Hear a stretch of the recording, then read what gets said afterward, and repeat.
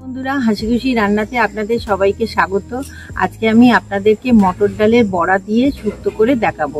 এর আগেও আমি আপনাদেরকে শুক্তো রেসিপি শেয়ার করেছি। হঠাৎ ইচ্ছে হলো একটু মটর ডালের বড়া করে শুক্তো বানাই, সেটাই আপনাদের সঙ্গে শেয়ার করব।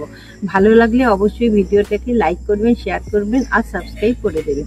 তাহলে চলুন আমি কিভাবে বানাচ্ছি আপনাদেরকে দেখাবো।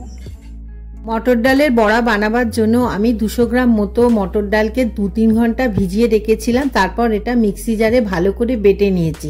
তার মধ্যেই আমি সামান্য নুন আর লঙ্কা গুঁড়ো দিয়ে ভালো করে ফেটিয়ে নিয়েছিলাম।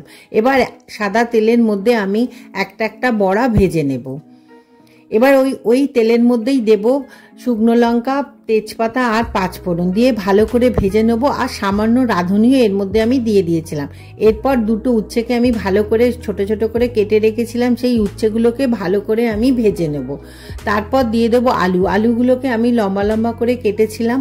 দুটো আলু আমি এখানে নিয়েছি। এরপর এখানে দেব কাঁচকলা, পটল, বেগুন, পেঁপে।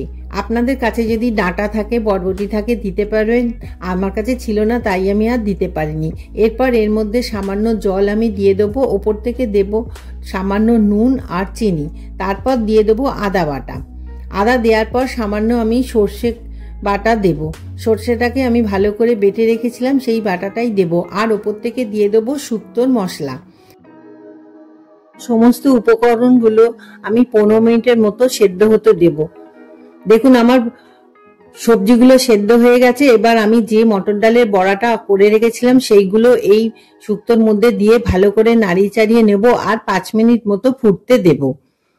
এরপর ওপর থেকে দিয়ে দেবো সামান্য ঘি দিলে কিন্তু শুক্তো খেতে খুব ভালো লাগে। দেখুন আমার শুক্তোটা পুরো রেডি হয়ে গেছে। আমি এবার এটাকে সার্ভ করে দেব।